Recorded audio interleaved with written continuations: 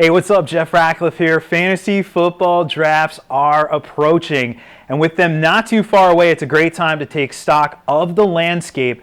So let's look at the wide receiver position and the top end. Who are the top 5 fantasy wide receivers? I got them for you. But first, before we get to that, nothing goes better with football than beer.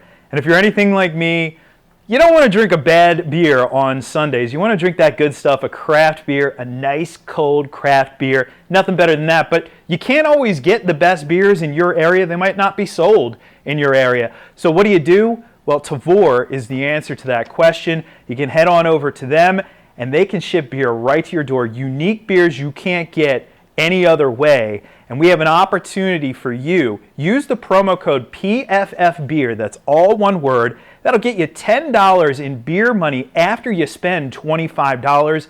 That's a really fantastic opportunity. PFF Beer is the promo code. Gotta love it. All right, so let's get into these top 5 fantasy wide receivers. At number 5, I'm going Odell Beckham Jr. And I tell you, some people might have him higher, but while there's excitement with him going to Cleveland, I have a few questions in place. And I mean, to be clear, he's phenomenal, and he's set up to have a potential career year in Cleveland with Baker Mayfield throwing him the ball. There's no denying that, and that is saying something given what Beckham has done over the course of his career. But what gives me pause, why isn't he number 1, number 2, number 3? Well, it's the fact that over the last 2 seasons, he's missed a combined 16 games, first and foremost. Injury concerns have to be considered here. Yes, enormous upside, but you got to stay on the field for fantasy purposes. If you've owned Odell Beckham Jr. over the last 2 seasons, you know exactly what I'm talking about, how frustrating that can potentially be with a premium player like him. Of course, he's going to share the stage now a little bit with Jarvis Landry, and I don't expect Jarvis Landry to see 25% of the targets like he historically has, but he's still going to get his share. In fact, there are a lot of mouths to feed in Cleveland. You got David Njoku at tight end. Of course, you have the running backs out of the backfield who are going to catch passes in that offense. And speaking of which, you have a first-year head coach in Freddie Kitchens, so we don't know exactly what to expect out of Freddie Kitchens in year 1. That being said, okay, I said the negative, let's say the positive. He's freaking awesome. We know that he's a dynamic player. He's not only a player with massive upside, but he's also a player with a massive floor, and he is worthy of top 5 consideration. At number 4, Michael Thomas. Michael Thomas had 125 catches last year. There's only 3 players in NFL history who've ever had more than that in a single season. Antonio Brown, of course, did it twice. Julio Jones and Marvin Harrison, that's it. That's it. Michael Thomas was phenomenal last year, and he's really been phenomenal over the last 3 years. A 7th place fantasy finish, a 6th place fantasy finish, and then another 6th place fantasy finish at wide receiver.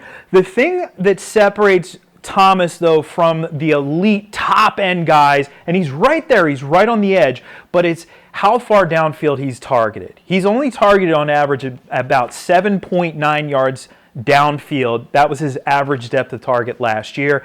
And the further downfield you are targeted, the more upside you typically have. So while Thomas has arguably the highest floor of any wide receiver in the league, his ceiling doesn't rival the top 3 guys. That being said, he's still freaking awesome. He's coming off an amazing season, and he's a fine elite level top 5 fantasy wide receiver. But we got to get to the top 3. So who's at number 3? Julio Jones. And I know he's one of those guys, for some reason, a lot of fantasy players out there love to hate Julio Jones, but if you think that, you're missing out on greatness. This guy, over the last half-decade, has been one of the most efficient, if not the most efficient, wide receiver on a per-play basis across the league. He is so good and so much fun to watch, and of course, he's coming off a massive season last year. I know the old rebuttal, though. Anytime you try to say Julio Jones is great, people say, oh, but he doesn't score touchdowns. Well, he had 8 last year, and I know 8 isn't 16, but when you look across the league, there were only 10 wide receivers who had more touchdowns than Julio Jones, and of course, what he brings with those touchdowns is massive yardage upside, over 1,600 yards last year, and that's the second time in his career he's gone over that. He's basically a borderline lock for double-digit catches. You add all of those things together, and maybe you get an outlier season in terms of touchdowns. He finally gives us another double digit. He's only done it once in his career, but he has had several 8-touchdown seasons. So if you get double-digit touchdowns out of him, that'd be phenomenal. That plus all of everything else he brings to the table, he's an elite option. I should say he is 30 years old this year, but I'm not really worried about that. It's not exactly, it'd be old for a running back, not exactly old for a wide receiver just yet. But I do have Julio separated from the top two, and they're kind of a tier of their own for me this year. The top two are separated from the rest. So let's go to number 2. That, of course, is Davante Adams. All he does is catch touchdown passes. Each of the last 3 seasons, he's had double-digit touchdown receptions. He's the only wide receiver in the NFL who can say that. The production has been off the charts. Although, if you look back to 2016 and 2017, he was kind of held back. The touchdown production was there, but from a fantasy standpoint, he didn't crack 1,000 receiving yards in either of those 2 seasons. But then last year, he goes for 1,386 yards, and he goes for 111 catches. Both are massive increases in what we saw out of him before, and really it's because he's the top dog now in Green Bay. Jordy Nelson isn't there anymore.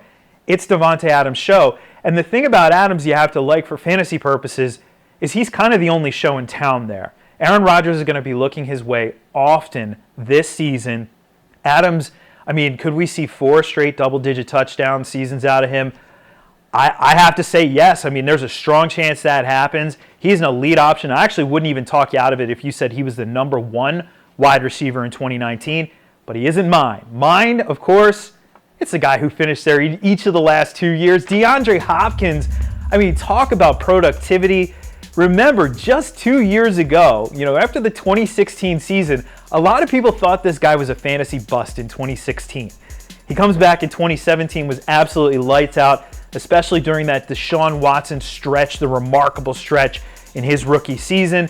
And then last year, Hopkins was even better.